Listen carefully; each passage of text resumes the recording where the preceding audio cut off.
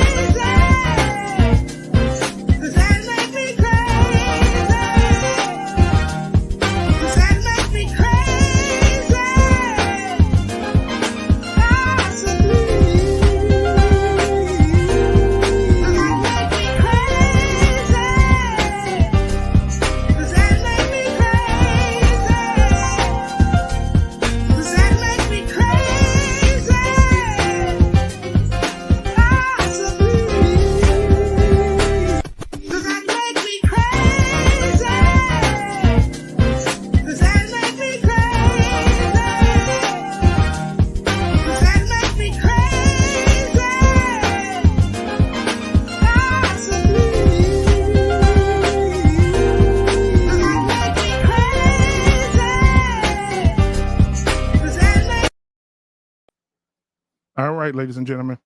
All right, I got my co-host with me tonight, Coach K. What is going on? How you doing tonight, Sugarfoot? I'm good. How are you?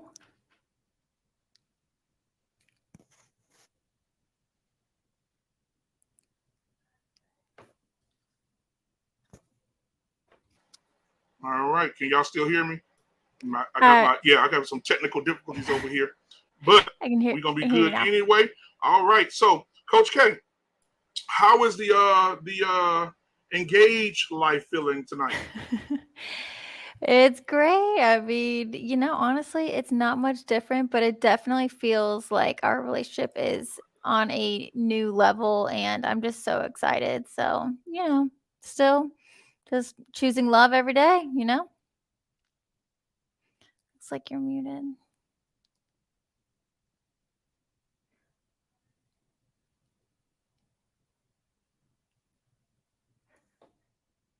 All right, so we're gonna go ahead and bring everybody up.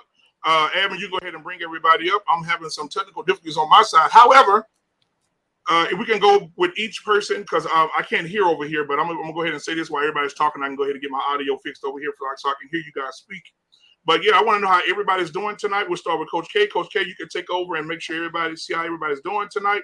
And we'll go from there, man. And we'll talk about the intro in a minute, because JT, I know we loving it, man, but I just want to show you guys that I appreciate you guys, man. But again, how I want to know how everybody's doing. Coach K, we'll start with you, then we'll go all the way around.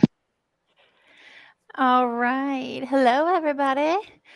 All right, let's just go around. I kind of said how I am. I'm, good. Loving the intro. JT from What We Know podcast. How are you? I'm doing great. How about yourself? How's Pretty the panel? good. All right. Good. Dandy. Good. I got my Mandrell? drink. You awake? JT and that DJ voice. I'm doing good. How you doing? I'm great. I'm great. Hey everyone. Hey family, how are y'all? Good evening, everybody. I am stuck in traffic for the past 30-45 minutes. So, yeah, gotta love Dallas. Man, how were you on, Shook? All the people on 635, we stuck. Oh yeah, the highway of death. Luck. All of that. So yeah, not the highway of death. Yeah, I call 635 the highway of death. It's trash. But you all right, long as Jesus got the wheel. Man, okay. You hear me? literally. Won't he do it? Yeah, literally every Right, day. he won't. Every day, literally every day, When he will. somebody died on that highway. I mean, if he was gonna do it, she never would have been stuck in traffic in the first place. Mandrell, you a sourpuss today or something? You all right? No, I'm not a sourpuss. He's just Mandrell. That's just what he is. Listen, that's my brother right there. That's how he is. JT, why did you act like there's something new? And also, JT, I knew you was in Michigan, but what the fuck you? There you go. Hold on, I knew he was in Michigan, JT. What the fuck you doing in Detroit? I don't live in Detroit, homie. It says Detroit on the intro. It says it on my hat also. Yeah, but why are you there? Oh, I rep. Now, understand this. I rep my city. I'm 313 all day. Come on. You know what I'm saying? No one Born and raised. No one knows what that is. At the is. end of the day. Hey, man, but listen, guys. Everybody knows what 313 is. No come on now. Shout out to Eminem. Eminem, come on. No one knew what 313 was until that movie came out. 8 Mile. I don't care about Eminem. I'm not a fan. Shut up. Never have been. And, by the way, to Thinking Man podcast. Michigan is a great place to live. Dumbass. If you want to die a slow, painful death due to lead poisoning, you're right.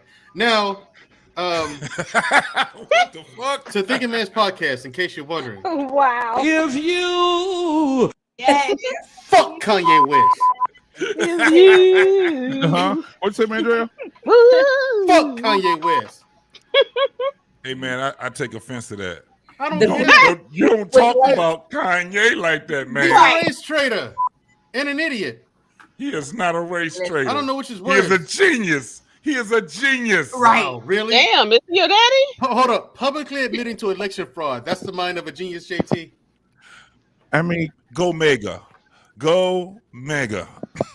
This guy's made so many boneheaded plays. It's ridiculous. Now Mandrell, I'm going to say this now. Genius. I ain't gonna say that's not a genius. That's a moron. who we left off on, man? We got to check on everybody. How everybody doing today, man? Family Values, how you doing today? Family Values, how you doing? I'm Coach doing K. well, Harry. I'm trying to be nice right now. Okay, good. Kanye, wait, you're a Kanye fan? Shoo, how you doing today, Shoo? I am wonderful. I have. I thought you was all right. God, listen, the Lord is good. I ain't got nothing to complain about. Yes, you All do. right. Beautifully But animated. no How you doing? Hey. What's going on? Yeah, I'm good. How y'all doing? I'm all good, right. Mr. Bennett. How are you tonight?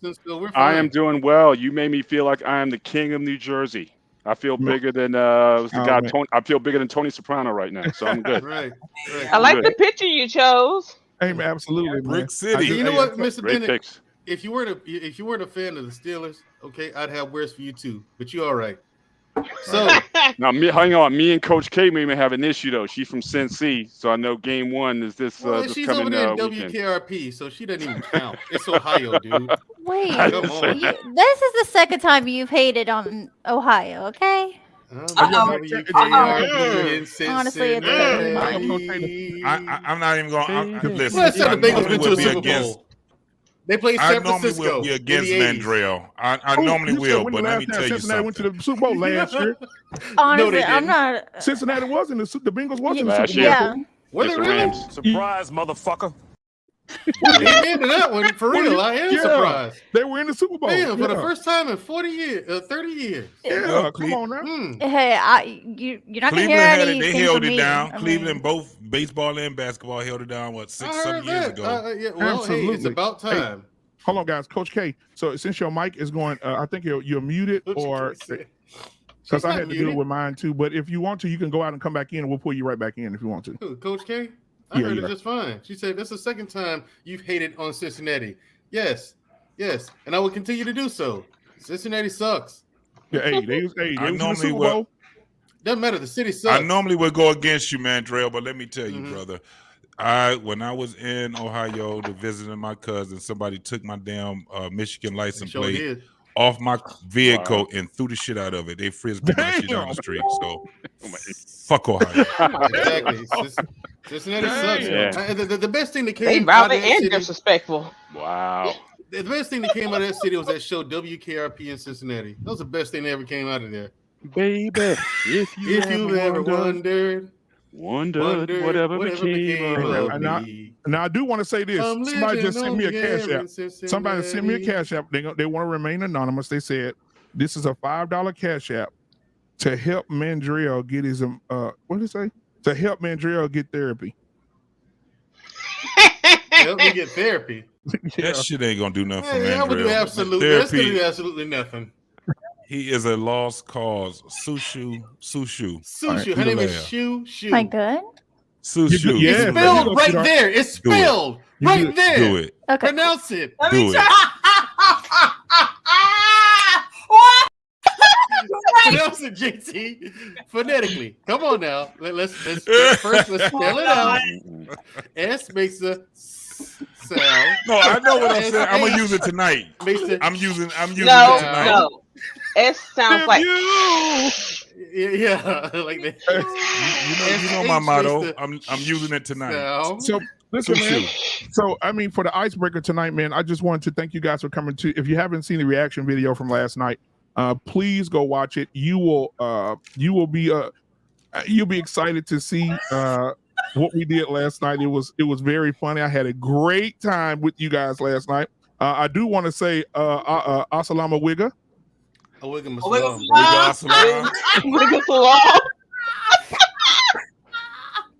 put my wig in the salon. Oh my God! So it's good to see you, man. Y'all gonna piss off a lot of Muslims. All right. Oh Lord. Hey Q, how you doing? Hey, what's up, Q? How you doing, sweetheart? All right, guys. So we're here tonight, man. You seen the thumbnail. A lot of people are not going to like this conversation, but we got to have it because I think it's necessary. Because I think some of the things that we loved, we didn't have the mental capacity at the time to really understand what it was. And I think that Sister Huxtable, I think that she was kind of, I think she was with that feminist movement. No, she was toxic. Yeah. Oh, hey. I mean, Mandrell said she was toxic. But we look at Shushu. We're gonna get to it. But ladies and gentlemen, before we do, I'm going to go ahead Don't play that and again, play the man. video. Don't do that. And because I want everybody to know where we're coming from. So admin, you should see it down at the bottom. Yeah. So admin, play that video for me. Do we have to and we'll play be it? right. What would you That- like in your Hold coffee? on. Mm. Hold on. Wait. Black That was man. dope. What is Wait. the I'm gonna say this. What would Black you I like loved in your it. coffee? Wait, I loved it. for forcing. I Black man, loved hold it. up. For Black Some man, for arsenic? forcing me to watch that and endure that trash. You disgust me. So I wanted the audience to see what we're talking about when it comes to Clair Huxtable. She had the whole sister girl thing going, didn't it? And She had Sir all the Hale, gear. let's bring up Sir Hale's comment. Sir Hale said Cliff should have checked Clair. For what? He already knew. You saw his expression. See, this show could easily be as much about Clip as it was about Claire. So, Yeah, because but he that's was another. a That's simp. another. He Right. He said he knew wouldn't it drink was it. coming. He was afraid. Yeah, he knew it was coming. He said, "Sat down, and let it happen." No, He was a simp. he was not afraid. Yes, he Yes, was. he Cliff was. was a simp. No, Cliff was a simp. because he already knows his wife. Yeah. Okay. And he, So he knew not he to. tolerates it, which That's- makes him a simp. So let me ask you a question. Let me ask the was question like- first. Let me ask the What's question. that face? Oh, sorry. Now Go let's ahead. get to I'm gonna start with the ladies first. This is gonna be kind of dangerous, but we're gonna start with the ladies first, and I'm gonna start with the most vocal right now that was doing her head like this during the video. Shoo. Do you think Claire was out of line? No. Yes, she was, and you know it. She was. Well, first of all, it'd be different if she was talking to her husband like that. She wasn't talking to her husband like that. She was talking to her son-in-law, and he wasn't even her son-in-law at the time. Right. And then then on top of that is she wasn't saying that, like, you know, in a marriage or as in a relationship you don't do for one another. But it's the title, like, as in serve, like, you know what I mean, at the time, you know, she's just making it clear this isn't servitude. This is us doing for one another. Like, it's give and take, 50-50 we do for one another. Family values. Give me your thoughts.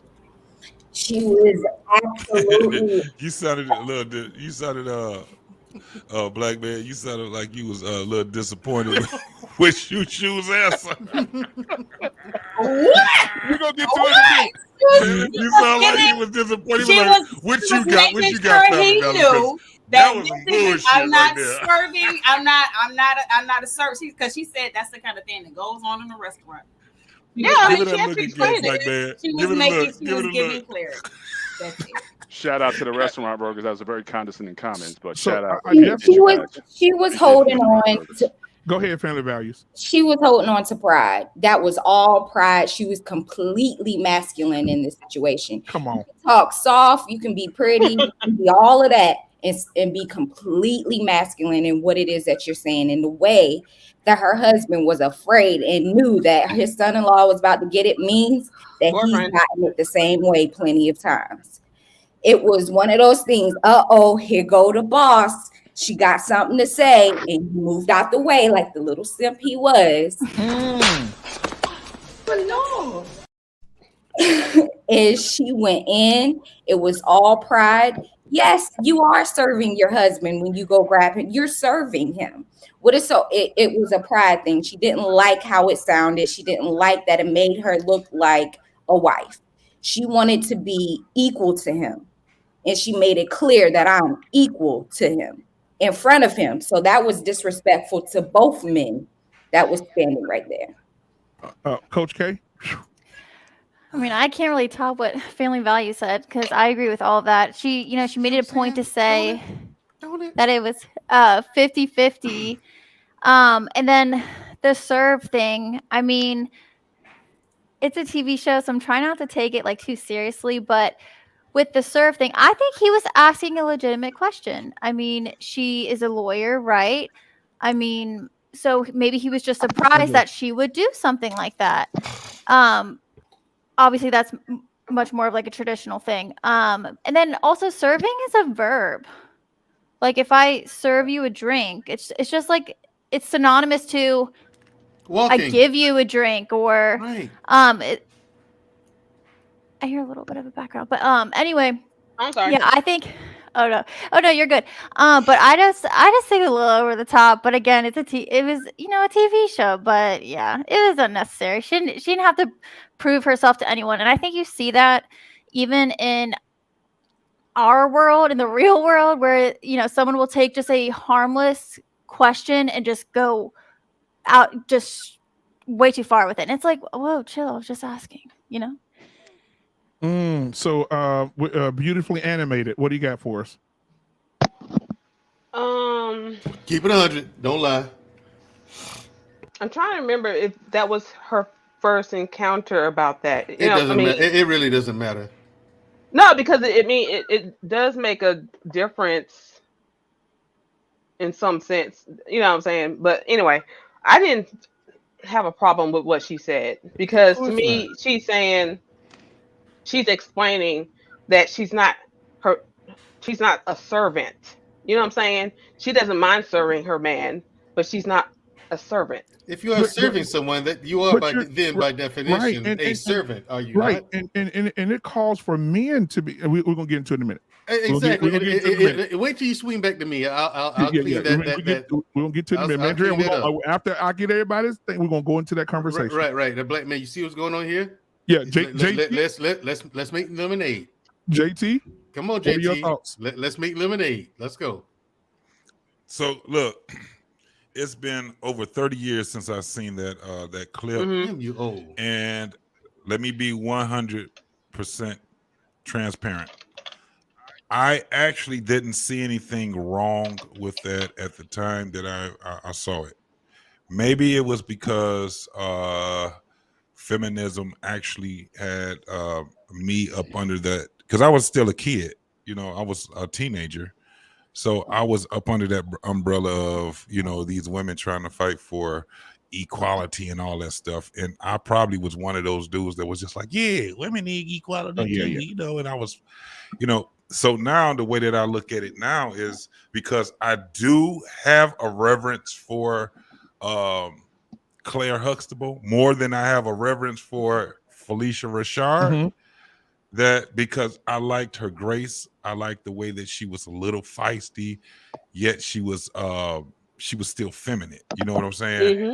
But when you look at what that was, and I just remember when he asked her and he was trying to figure out what it was to be a husband. So when he questioned her about serving her husband, I didn't really take, I didn't take it to that point where I was just like, damn. I was just like, damn, she told him. Now that I see it again, I'm like, yeah, they was getting another message out there. It was something different. Just like what Coach K was saying, that it's a television show. And they even had to make, Clair Huxtable be on this feminist movement also, even though it's like she do the shoo-shoo. She don't subscribe to none of the shit that these damn feminists do, but she gonna fight for the feminists in the whole. Wait a minute, I damn near fell out my chair. Seriously. Am I lying? Ask your brother. You fight for the women that no business being here. Hey, so listen, JT, wait, that's a good. First of all, free choice. You get up my sister, man. First of all, free choice. Somebody Every woman can do what she wants to do with her vagina. If she wants to be conservative with her vagina, she can be. If she wants to give it all out, she can be. Hey, there is a market for free vagina. Incels need women out there who giving out free vagina. Okay? See, that's why I'm gonna be. That's why they're Shut the fuck up. The corner. Okay? Hey, those women are doing good in the world. Listen. You hear me? Listen. And we, man, you know what the funny part is, though? Mandrell, for the people in the back. Assalamu alaikum. Alaikum salam, bro. Okay, Mandrell, go ahead, Mandrell. You know the funny part is, hang on, Queen Smiley, is she in? Yeah, she's in. Yeah. Hey, Mr. Bennett gonna go last. Go ahead, Mandrell. Good evening, everybody. How are you this evening? I'm well. No. Before Mandrell go, we got another lady in the building. Queen Smiley, what are your thoughts on the episode where Claire was being very masculine? Thank you for just cutting me off like a woman would, black man. So I was able to tune in just a little bit and hear some of the thoughts of the panel. And I have to agree with JT. Back when I heard Claire initially say it, I'm like, go Claire, you know. He said, what are y'all sniggling about? What are y'all doing? You missed it. Just go ahead, baby. I'm sorry. Go ahead. You missed it. Pay no attention to Queen Smiley. It's so nothing important. Nothing important. Go ahead, Queen. Go ahead. I'm sorry. But when she said it, you know, it gave women a sense of, okay, I know that's right, you know. But at the same time, just like shows are now catering to society and what people think is appropriate, that's what was happening then. It was appropriate for them to air Claire in that light. It was appropriate for the feminist movement for her to be seen as a strong woman, even though she was there to support her husband in a sense. Not that she didn't, because I totally agree. Hey, I ain't no servant, so you know, take a beat on that. You know, me and my husband do for each other what we choose to do for each other. I bring him coffee, he bring me coffee. It's not because I'm just there to be at his feet as a doormat. You get me a cup of coffee, go get me some toast, go get the paper. Like, that's not what we're here for. And I think that was more so what she was trying to explain. Look, I'm not here to just be a servant. You know, we do stuff for each other. I think that's what should have been taken away from that, but I can see where it was on either extreme. So yeah, that's my thought. All right, Mandrell. And then we'll get this to Bennett. There's a lot of people in the chat who actually think my sister's a feminist. Like, she and I talk just about every day, right?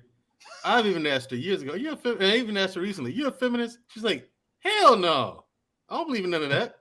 I said, okay, then what's up? I just believe everyone should have equal rights as long as they're not hurting anybody else. I said, and for hot sauce, cool. This is my shirt. If my mouth don't say it, my face definitely would. So yeah, that happens quite often. It does. So Mandrell, what are your thoughts on the video? My thoughts on the video is it's actually quite disgusting. Women see that, especially little girls at the time saw that, and you see that behavior being mirrored now, even amongst classy women. You know what I'm saying? But like I said, the definition and what a strong woman is has been largely lost on the general populace as a whole.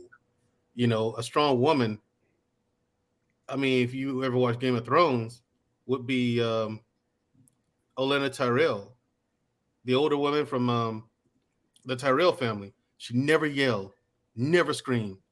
She was a woman of keen intellect. And she would cut you down just with words, you know, just talking to you just like we're talking now. If you've been dressed out, and also she can gaslight the fuck out of people just by talking like this, you know what I'm saying? And that's a woman of keen intellect. That's her strength in her femininity and her intellect. That's where your power lies. You have the king's ear. I'm the one with the target on my back. I'm the one drawing all the attention to me. Meanwhile, who really rules the kingdom? That is a question that has been asked since time immemorial. Who rules the kingdom? The king or the queen? The king makes the final decision, but the queen has the king's ear. You want to get something to the king, get through to the queen. You know what I'm saying? She can make that shit happen. And her word is everything. His word is fine. Right. Her word is everything, especially to the king. Her word is everything to him. So should she not be strong? Right. But attitude. Well, stop. Stop. I'm not done. You'll have your chance. I promise. Right with me. What Claire Huxtable did there was aggression. That's how men operate. We operate with aggression, and we answer aggression with aggression. That's how we are.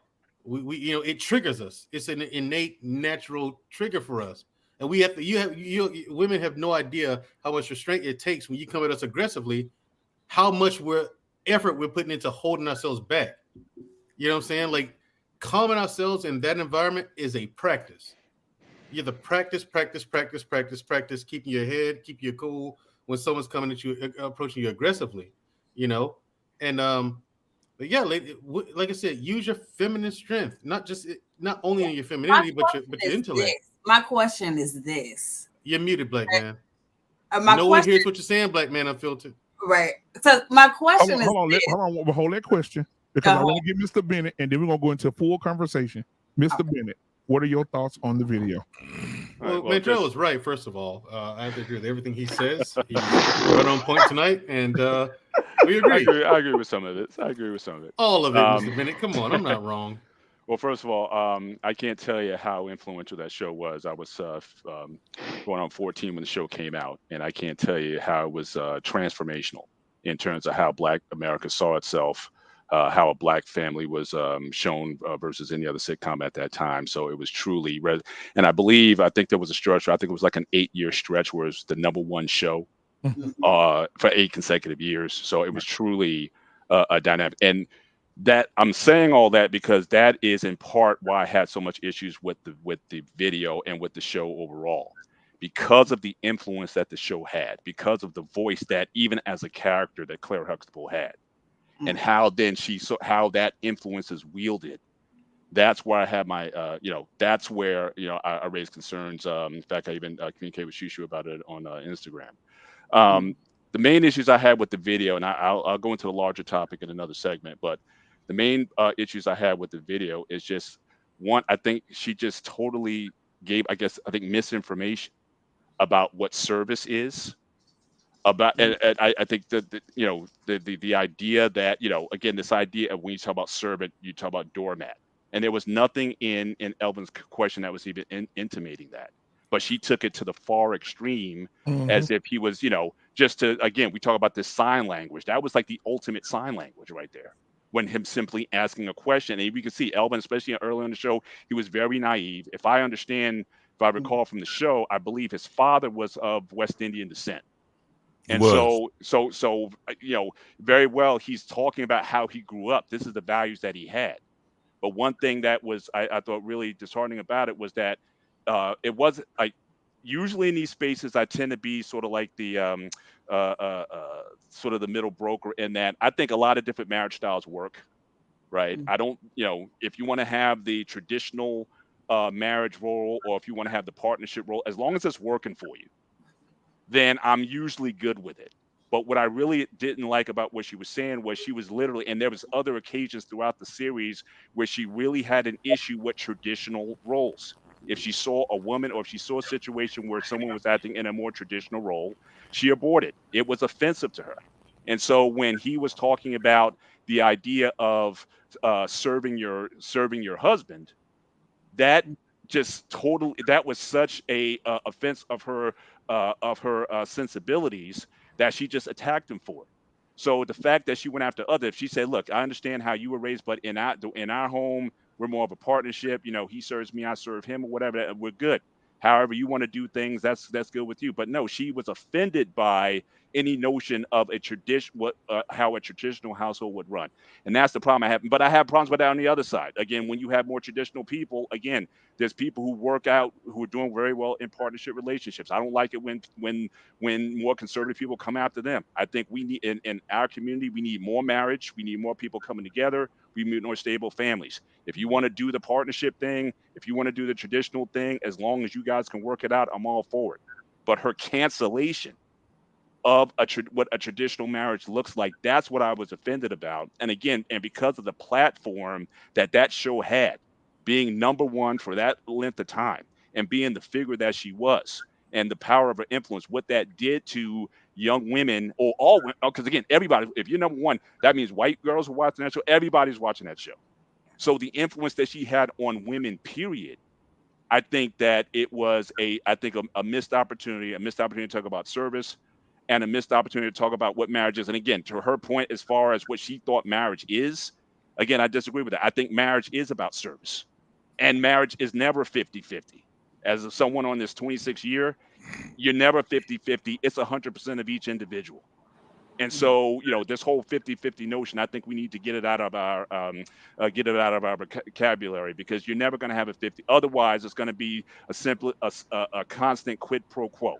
And the fact that she said, well, the reason I serve my husband this is because he served me coffee that morning. So again, that's what a quid pro quo is. You do this for me and I do that for you. But where's the sacrifice? Where's the love? Where's the service? Where is, I do it because that's my husband. I do it because that's my wife. Because, that's more times than not, when I do something for my wife, it's simply because she's my wife. I don't need an explanation. I don't need any other intention. That's my wife. So my inclination is to want to do for her because that's my wife, not because she cooked me breakfast this morning that I make her a smoothie in the afternoon. It doesn't work that way. And so, so her note, but she put that out there, said, no, this is what marriage is. So to all those people who are influenced, young and old, by what she said, that's what makes it dangerous. And that's why I was really disheartened by that exchange in particular. But there's other exchanges throughout the show that certainly give validation to the point that, yes, she was a feminist. And the reasons and the type of feminist she was one that, again, she really went against traditional marriage and people who want to have more traditional views of how the world works. And I think that's changed. I think we can't afford that at this point. Now, before we move forward, we got Hink joining the building tonight. We got Hink came in. My boy Hink is in the building. It's good to see you tonight, man. So listen, we're going to run for the people that just came in. We got 50 people watching. We got 30 likes. Everybody that's watching right now, go ahead and hit that like button. If you want to give to the channel, you see the cash up at the bottom, and you also see the join. If you want to join the Black Man Unfiltered Network family, you can do that. You also want to send a super chat, you can do that as well to support the channel. We're about to play the video back one more time, and so you guys can see what it is that we're talking about, and I hope it don't change your childhood. World Class said it's ruined his childhood to see how Claire was so feminine. All right, let's go. She was a feminist, so let's go ahead and run it back, admin. Did you see it? You see what she said? You don't get into that and drop those attitudes. Yeah, Mike. Your microphone sound like a robot. Yeah. Here's the thing. Hold on. Did you see the problem? The ultimate problem with everything she said. She revealed the fallacy in all of it. Her philosophy, right there in what she said. She said, if you don't get rid of that macho attitude, therein lies the dilemma. Now hold that, Mandrell. Let's let Hink go. Hold that thought. Let's let Hink go because he just came in. I want to get his thoughts. Hink, what is your thoughts on the video, brother? And where's that Hall & Oates vinyl you have set up, man? I like Hall & Oates. I still got it, baby. Right now I got Patti LaBelle up. Okay. I like Hall & Oates. I know that's fine. I appreciate that. But I don't know. I mean, Claire was a bully. She showed it in that clip. But, she was a bully, hey. I don't know. I guess it's to be expected, though. I mean, like it was during that time in that era where, black women was full feminists, most of them, and she showed her hand with it. So they might as well represent what it looked like in society, and that's what they did with her character. So, can I ask a question real quick? Why? And then I got something to add to what Mr. Bennett said when did nobody see how Claire was? She was actually very sweet, very feminine. No, that's the worst. No. Because in hoping that, would y'all like some coffee? He's like, coffee. She's like, yeah, coffee. Like what's wrong with that? And she can't set me straight and then offer me coffee. And then what you mean? The offer was first. From the beginning of the sweet offer was first, and the innocent question was second. And then exactly. She made it clear. Hey, I'm not a servant. This isn't about me like being a servant or anything, or a slave in terms of being a slave. But she is a servant. This is about me. And I'm simply like just being being a gracious host, if you will. And then after that, she even went back to being sweet. What's wrong with that? But I want to touch on something. Because she is a servant to her husband. Said. So Mr. Bennett mentioned traditions in different cultures. And Melvin was from what was it? East something you said? No, I think his father was from Jamaica or something like in the show. They didn't show him often, but I think he was from the Caribbean. So in his mindset, where he thought he was asking an innocent question, you have to put the onus on the writers who wrote this particular episode in their mindset and how they wanted to portray Claire. It's not so much as Claire was this bad old feminist and she was rah-rah, leading women into this where we are today. But you have to put the onus on the writers. Back then, America and still now don't really know how to articulate different cultures and how people see things. So instead of addressing what we think is Melvin's simple question, here it is, they go on the deep end of the spectrum, which is a part of the feminist movement. But if that same question would be posed on a sitcom today, not only would they address that question more properly with including all cultures and how they view things, but they'll damn near dedicate a whole sitcom to that individual and their culture and how they see marriage moving forward. think of what is that one that show with the gay white guys. I can't think of the name of it. I mean, with the Modern Family. Modern Family. See how now they turned the show into addressing some particular people, you know. But rarely you're not going to have a show today. Two different eras, but I'm saying how America has shifted to cater more towards what society deems appropriate, just like they were doing it back then. Right, but you're not going to have a show today that's going to see a woman in a more traditional role. That's just not, and that hasn't been on for quite some time. But you do see a movement. And that was part of the process. Also see a movement to bring that back, or women start to meet in these platforms. We're talking about having more traditional roles, and you're not going to see that in a sitcom because you have people wouldn't buy it, or women wouldn't buy it. And you got to remember, and that's the point how America has shifted from there and now. You're right, we won't see that now, but this was the thing. Black folks didn't even respect it then.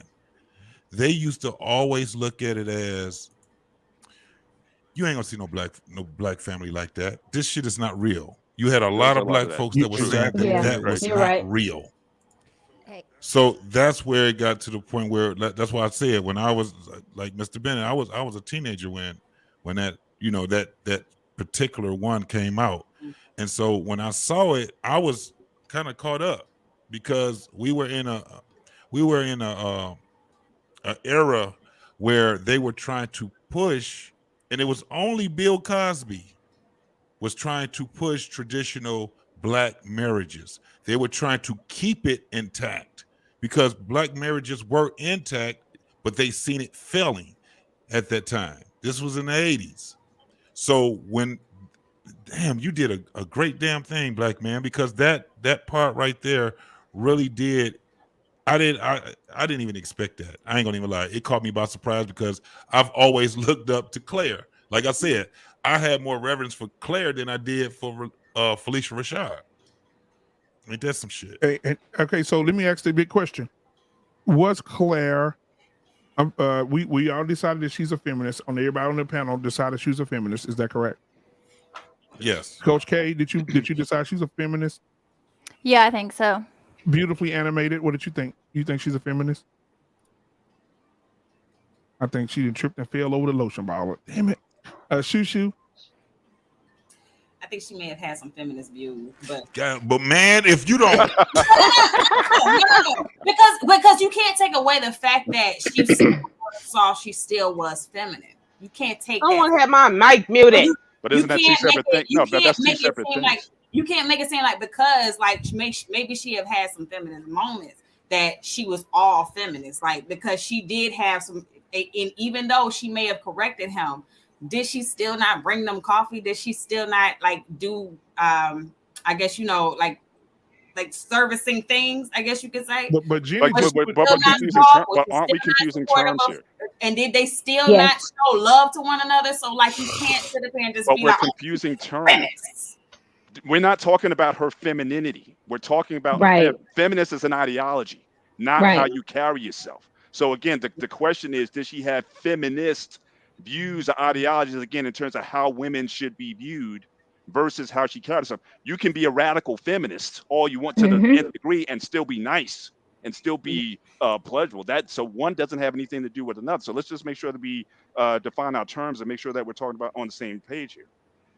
Okay, before we say anything else, Sir Hell Speaks, thank you for the $4.99 super chat, baby. He said, dope panel, Black Man does it like no other. Man, I appreciate you, brother. You know I love you, man. That's my brother from another mother right there. Sir Hell Speaks, Black Satin in the building. All right. I appreciate you, man. So, I want to know your thoughts, Family Values. Do you think that she was a feminist? Yeah, how does my sound? Oh, yeah, you good, baby. Oh, you good now. Okay, yeah. Cool. So, yeah, I definitely think she's a feminist. And honestly, this is a show. So she has a script. Whoever is sending or gave her that script had an agenda to push. And they used women like her. And we see it all throughout our media now. And it started little by little, inching in little by little. Because when we seen it, we didn't see anything wrong with it, right? Because it didn't seem too extreme as we see feminists now are much more extreme. Right. She wasn't as extreme, and she made it feel okay. It made it feel okay to accept the ideology. That's how it starts. It's just a seed. It's just a little bit at a time. And then you see her daughters and throughout the show, they became even more extreme, right? With their ideologies and feminist attitudes. So she absolutely was a feminist. Maybe she didn't know she was a feminist, but the script was to help push an agenda when it comes to our society and women. And guess what? So that episode came out in 1985. The Color Purple came out a month later. Agenda or not? But we'll ask that question in a minute. Queen Smiley, go ahead. I wasn't saying anything. I was just agreeing to what Family Value said, but that's what I was mentioning earlier. The writers, like Family Value said, had an agenda. Did it add to it? Yes, it did. And so just like now, I was just relating it to now, what goes on in today's society. If there's an issue or if there's agenda that needs to be met, they build it into the sitcom and the shows now. So that's why we got a lot of those rah-rah shows now on TV, like Atlanta Housewives and all that other, crazy mess. So it's all for an agenda, with that kind of plays into what society deems appropriate right now. Your great minds think alike, Mandrell. No, go ahead. Who was going to say something? Yeah, I was going to say something really quick before my mic was acting crazy. But the fact that she was like, you can take you and that macho attitude. There's been a war on men and masculinity from a very long time. Just because he was like, oh, so this is cool. So you do serve a man, because clearly that's what he desired as a man. But she shamed him in a way that you ain't going to have you're not going to have a marriage if you think that way. And that's, it's natural for a man to want to be served by his woman. And it shamed him. And then that was a part of the agenda to make men feel like they're toxic or something's wrong with them for being men. Shit like that. Mandrell, go ahead. Shit like that. Shout out to the world class. Shout out to the world class. But like I said, she approached it with aggression. And what women have to understand is when you approach men with aggression, men's innate nature, we want to answer with aggression. We want to do that.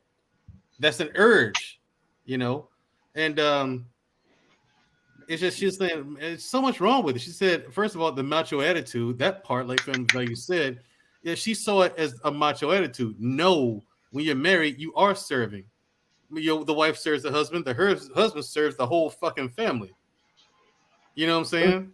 The husband, in fact, is the first servant. Everything he does is for the benefit of his family. So he doesn't have so in a lot of ways, he has no choice. He's got to show up full regalia. And the more prosperous and profitable and productive the husband is, the better the family is. And so what she mean by it's 50-50? No, it's not. The husband has to give it all.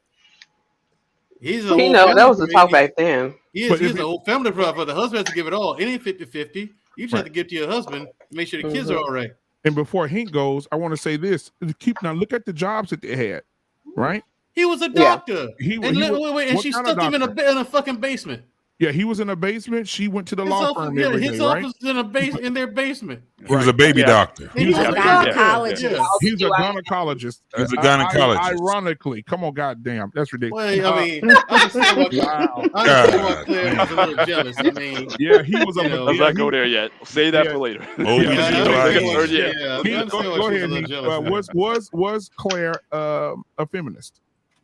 She was a bully. Yeah, she was a feminist. She had a lot of feminists out here. Hey, look, y'all gonna get off my sister's neck. All right, that's number one. All right, she does not agree with feminism at all. But I gotta agree with JT. You do defend them a tad too bit. Okay, but here's the thing. Go ahead, Hank. Yeah, she was a feminist. I'm trying to figure out if it's my turn or Mandrell. I'm going to filibuster then. It's all good, man. Hey, look, she had a lot of feminine ways. Now, whether they try to have her perceive that way, it's hard to say they wasn't. They had a whole agenda with the show.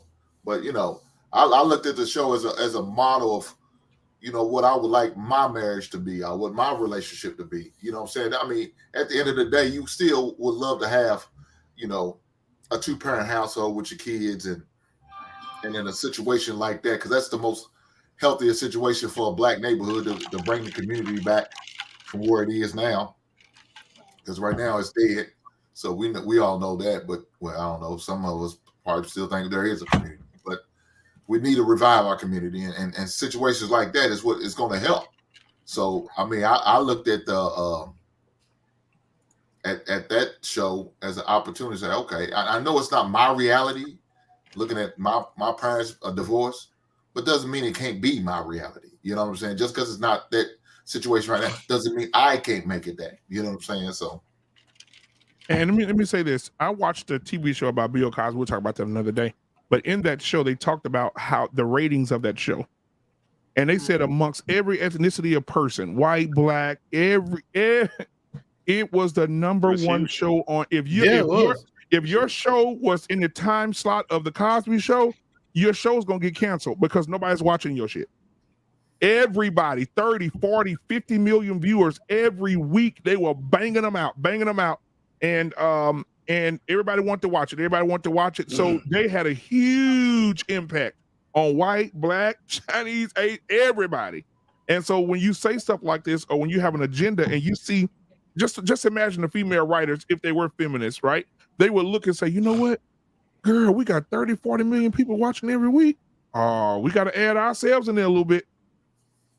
And we got to put something in there. You did have a couple of them. I was just looking at the list of writers, and there was a lot of them on there that were feminists. Wow. Matter of fact, the last one that they had on there, if anybody know who's Winfrey Harvey is, or Winifred Harvey. Oh, Winifred. Yeah. Winifred Harvey. Yeah. I did not know she was as old as she was now. They have her as 67. If you guys know, this is supposed to be the woman that played on Will Smith's his sitcom that he had with what was my man name? Martin. Tisha Campbell's Dewayne Martin. She was the girlfriend that ended up being the wife, but they got her off the show. But remember, his son's mom was Lisa Ray, right? And she was the supposed to be the wife, but it took forever for her to be the wife because she was just a girlfriend. So this was her. That woman there was a pass around. She was screwing all the rappers and everything. I don't think that they got her listed as 67. I don't think she no damn 67 years old. I'm pretty sure she's not. But if you guys look her up, Winifred, Winifred Harvey, HERVERV. Right.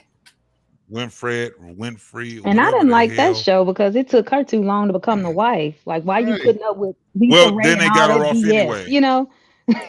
Then they got her off anyway. It was supposed to have been like a microcosm. What's the name of Winfrey? What now? Will Smith's. It was All of Us. Wasn't the name of it? Was All of Us? All of Us, yeah. And the little boy was supposed to be praying.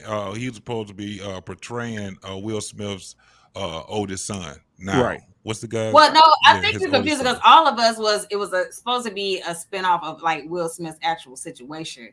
Where that's what I'm saying. Like, it was a microcosm. Talk about how like he and his ex-wife has such a great relationship with him and Jada, like him and his current wife. Well, we found that not to be true.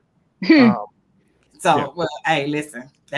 Well, she was one of the writers of the Cosby Show. She was one of the writers of the Cosby Show. Right. And they got a lot of writers on here actually, and they all had their own like series that they led into the writing. I'm pretty sure she's not no 65 damn years old. There's no damn way that she can be, but they got her listed as. Oh, you know, Elise Neal. Yeah. Oh, she was dating what's your boy? Oh. All of them. She dated Rick Ross. She dated 50 Cent. She dated, man. It was all the rappers. She was out there. Even with Jamie Foxx, she was kicking it Now, with him. Felicia Rashad, I will say this: she played Claire the feminist, but in She's real life, 56. she was far from one. Let me tell you why. When She's that shit 56. happened with when it happened with Bill Cosby, she was the first person to come out.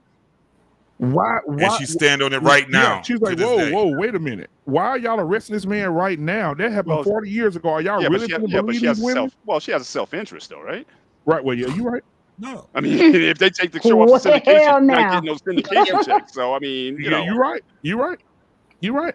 And also, she's from. But is she wrong? No, here's the thing. Also, you understand, she's about some shit that happened in It '67. says here she's from Memphis, Tennessee, so that explains the whole hopping and the whoremongering. But Elise Neal. So here's the thing. That's one. It's a fact. I mean, ask CJ and Kez. So, y'all motherfuckers. Yeah, no, for real. But also, I mean, yeah, it is self-serving, but she was also right. That happened. Like that person, the two women trying to sue George Foreman now for something that happened when he was the heavyweight champion in the 70s. Why are you suing now? There's no way to prove any of that.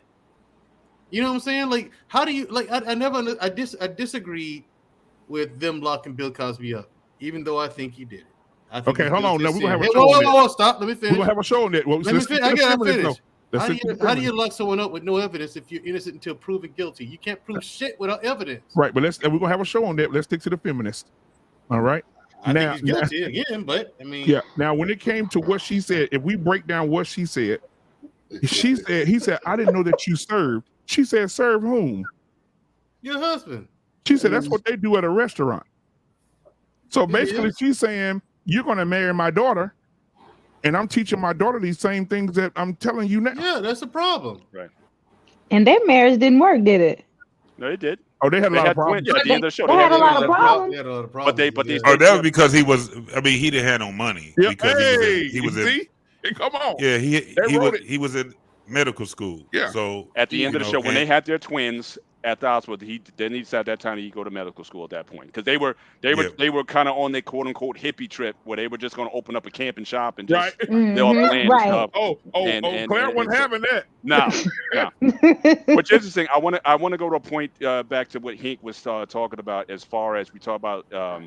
You were talking about the successful kids or being in a family like that with successful kids. And I'm just wondering, like every parent wants their kids to be more successful than they are. But I'm just looking at, but if you look at the kids themselves, like what it seemed like for, like I said, at the time when Sandra and Elvin decided to open up a camping shop and they were living like beatniks. So, I'm sure they weren't happy about that. You figure Theo became a special ed teacher, which interestingly enough, I remember the first episode where Cliff was talking to him about money. And he said that Theo said he wanted to be a janitor. And then Cliff tried to break it down about money. But the reality is, at least in this area, janitors make more than most teachers. So, but he wound up becoming a special ed teacher. But because that was professors looked at more honorable, then everything was okay with that. And then you pick. But he also was dyslexic, and he had a disability. True that. So he overcame a lot. But I'm talking about in terms of just, again, the idea of here you got this doctor and lawyer, you're living in this perfect house, you're living in the brownstone, you got all this stuff where your kid's more successful. We all know what happened with Denise on the show and off the show, and then the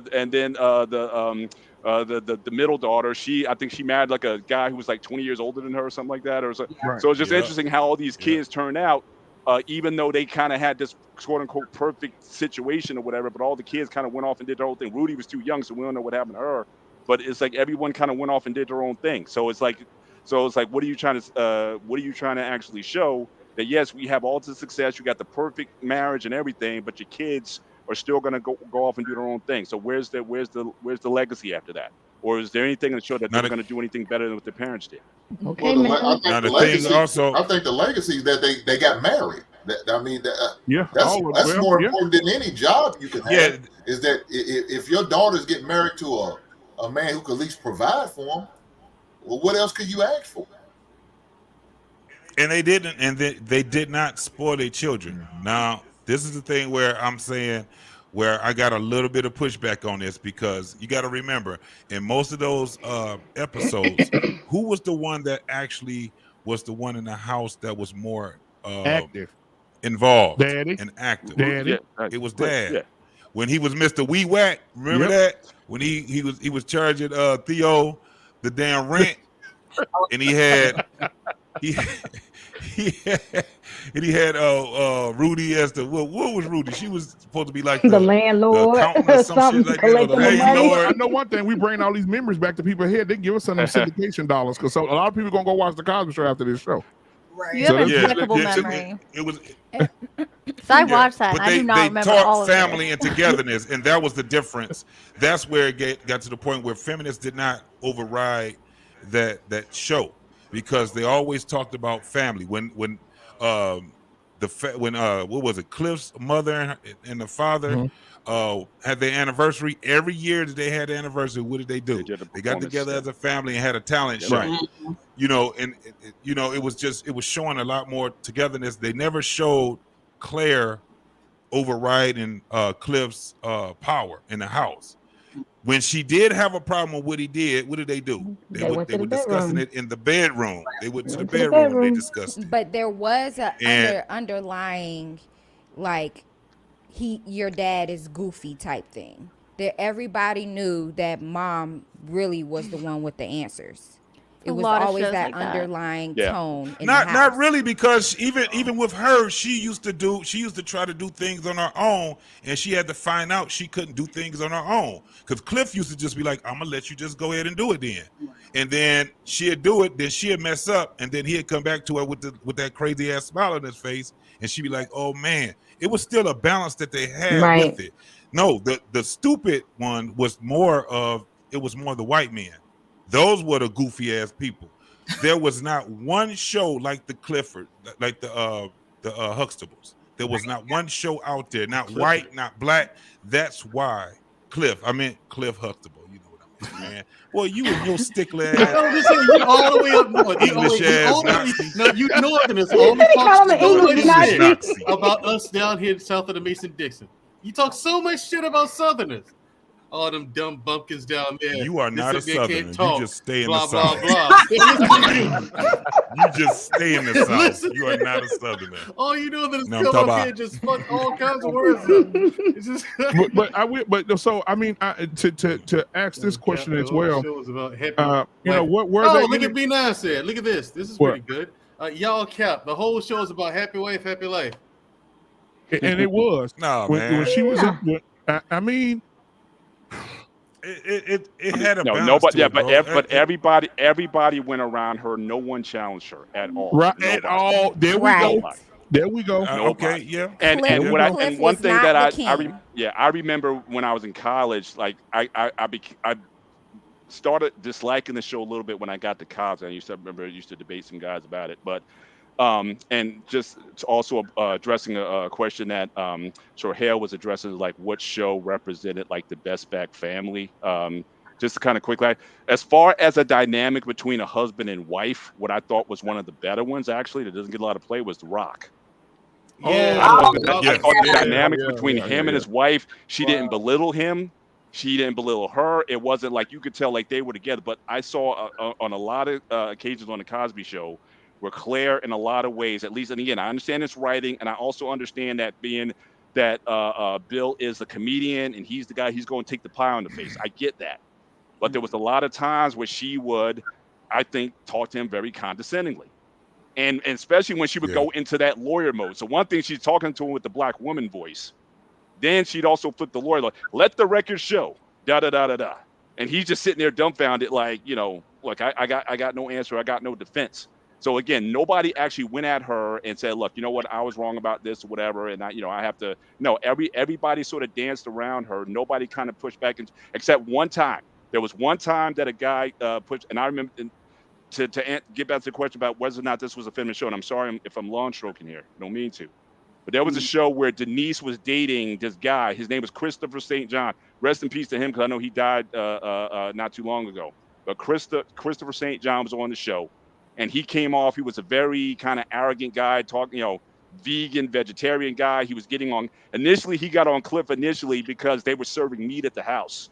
And he was like, as a doctor, as a professional, don't you think you need to be promoting better health practices? And I think it's a shame that doctors don't better promote health.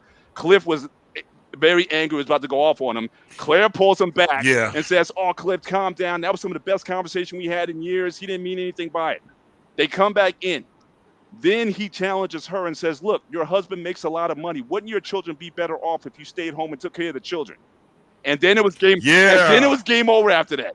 Then And she gave him the look. She gave him that she look. went off. So the whole is that he was sexist and all these things. So again, like I said earlier, How was that sexist? It was a reasonable assessment, I think. Right, but the idea is that that. any assertion of what would be considered a traditional role for a husband or a wife, if you want to really get under her skin, that got under her skin more than anything. And in the written writing, she had to push back on that, saying that's sexist, that's macho, that's that's macho, that's whatever. Like as if we're not doing that anymore. Misogynist, yeah, all those that was labels. the guy that was in the military, right? The one that Denise. No, married in the military. This was in season 1. We talking about the guy from Young and the Restless. He was on Young and the Restless, right? Okay, yeah, I remember. I go back on that. He was on Happy Days back in the day. So he deleted himself. Coach K, what you got? Yeah. I think that's a great point that Mr. Bennett has said, and I know he said that a little bit earlier because I wrote it down that feminists will see. Sorry, I thought I hit something. The feminists will see women in a traditional role, and it will be offensive to them. You know, it's like we're supposed to. Traditional women, or we're supposed to be okay with everything that they do, everything that they want, be like, okay, you do you, tolerance, whatever. But when we say, whenever we say what we want to do, or that we want to serve our men or whatever, then it's a problem. And I see that a lot. So I thought that was a great point. Yeah, it gets a little iffy because now what the feminist movement started, and correct me if I'm wrong, ladies, the feminist movement started where women wanted equal rights. They wanted to vote. They wanted to have equal wages. It went to something that women wanted to do in a positive manner, say, hey, we want more money. We want to be able to vote, all that. Then it turned into something else where it is today. Evil. And you have women like Family Values that's married. She should be married in a year. I mean, Bartholomew, he coming right around the corner. No, she won't be. You'll be married in a year. No, but anyway, we'll see about that. But anyway, like take Family Values for instance. If Family Values gets on this panel right now and say, when my husband gets home tonight from work, I'm going to take his boots off, put him in the corner, rub his feet, give him a nice massage, and feed my husband. You're going to have 200 comments of saying, you stupid, you dumb. Why are you massaging your man's feet? Why you take his boots off? Girl, are you stupid? You must be a slave. I mean, he they're need going to be rubbing your feet. You the one pregnant. Exactly. Well, I'm just wondering after that particular episode, how many men then came home to their wives and say, "Dear, can you get me a drink?" And after watching that show, then the woman was like, "Well, am I your servant?" Right, I'm not your servant. A shitload of So I them. wonder how many said, "Hold up." It's been going downhill ever since that damn the script episode. down. Wait a minute, I ain't serving you. I'm not. They wasn't doing it before the episode, so it don't matter. Shit. Right. All she did was look. All she did is exacted. That's all. She put her stamp on it. They said, "Well, shit, Claire ain't did it for Cliff. I don't have to do it for you. Fuck you. You ain't even a doctor." And we can't ignore that our little boys were watching this as well. So they see the men and how they bow to that. And so they think this is okay, and you're misogynist or you're wrong for wanting these things out of a woman. You know what? Just to think about it, even when I was a little boy watching this, I do remember being scared of Claire. Like having not scared of her, like scared of her, but I'm saying like when you seen her come on the scene and somebody did something, she was if one of the intimidated. kids did something, the first thing you think of, ooh, Claire finna get her. You never said Bill. You never said Daddy. You always said Claire because she was the enforcer. You can even see it in Bill's face too. Even in that video, the moment he asked the question, Bill like, said, "Oh my God, just sit down." But even when she approached the kids, and they would say something that was to her wild, and she get ready to correct them, he like, that's between you and your mama. I ain't gonna even lie. Black man, you just fucked up my damn childhood, man. That was the only thing I had to hold on to. That was the only thing I had to hold on to, and that was even fucked up. Hey, listen, But it's like most things in life, we have to pick and choose what we want to take from it, right? It's having an eclectic view on life, you know, watching these different shows and seeing it in different lights. We have to decide what we take away from it. You know, we have to accept the fact that, yes, she was a feminist. Yes, she had feminine ways. You know, she was a feminine Black woman and she was gorgeous and beautiful. And she carried a lot of weight in that role. So we have to accept that and then choose what are we going to take away from it. And then seeing it now, you know, in hindsight, it's like, God, dog, you know, ugh, you know. Yeah. Yeah. So and you know what, man? I again, we're gonna do another show. It's gonna be 2 weeks from now because the ladies' night is this Tuesday coming up. But after that, we're gonna do another show, and we're gonna talk about how the color purple affected the viewpoint of Black men. Because I think that was real. Ooh, Albert. Ooh, Lord. So we're gonna tackle that. Not right now. I mean, we're gonna tackle that in a couple And I weeks. heard she got that nasty woman. Albert. Oh my God. But I just that joker name was Albert. Okay. The way Jug said it, Albert. Oh my God. So here comes Mr. So do you think it gonna miss the M R? No. So MISTER. But I just want to say, you know, when it comes to even like what Mandrell was saying, when it comes to women today, do you think women still live by that notion of I'm not going to serve? I think servitude is slavery. We'll start with Mandrell. Yeah. Hello? Mandrell. God damn, what are you doing, sir? What was the question? I said when it comes to I'm listening to Hall of Notes. Thank you. very I'm much. sorry. No, you watching Pornhub.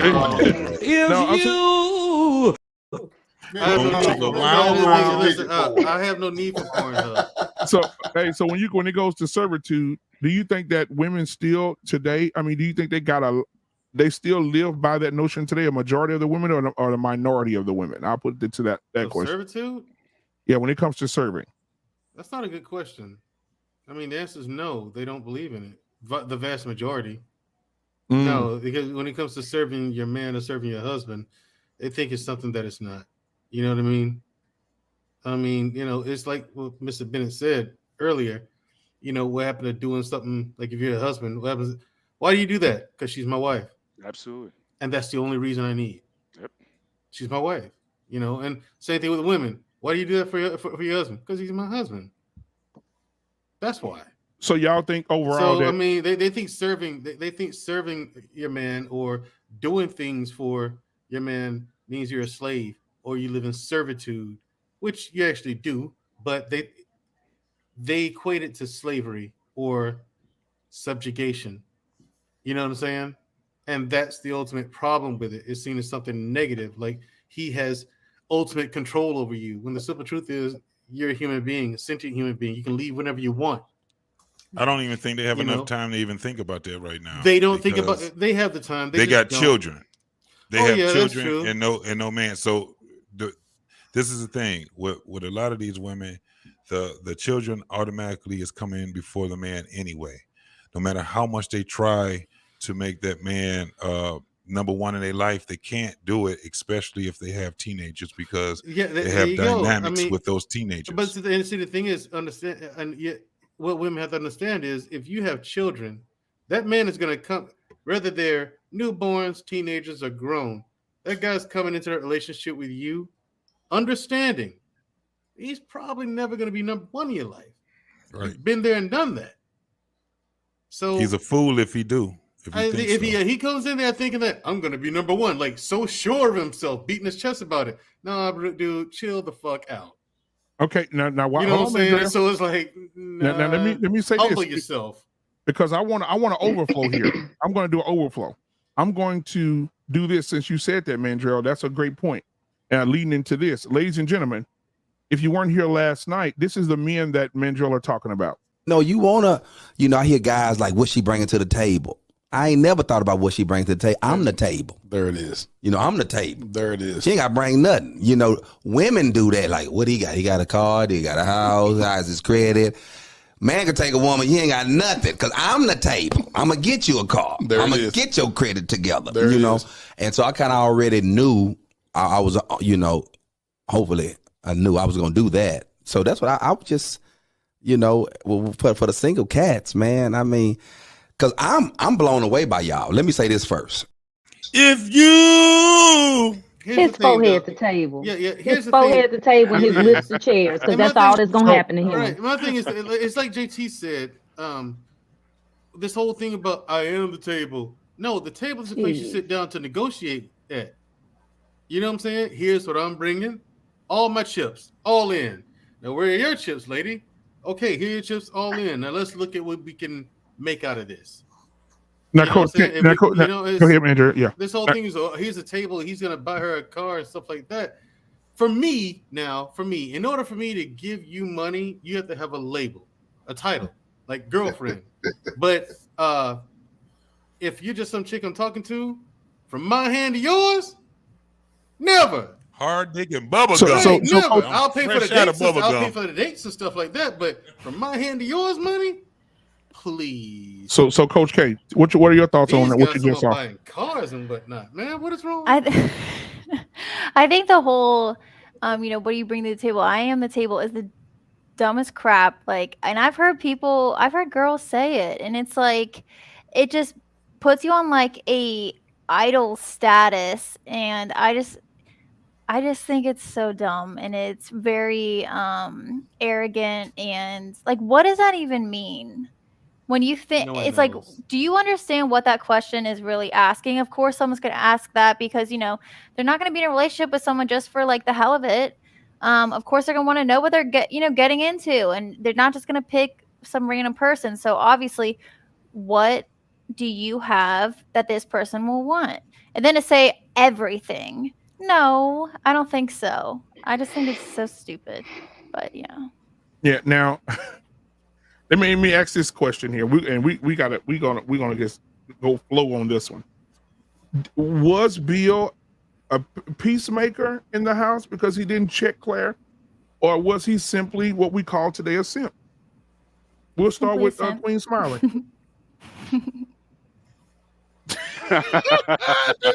Damn! Wow. Family values. No, we're gonna go guy girl. Mandrell. Was Bill Cosby a simp? You see the court? I'm in the courtroom now, right here behind me. Guilty. That nigga is guilty. It was when he melted in the chair. Here's the thing, Anisha, the queen. Yes.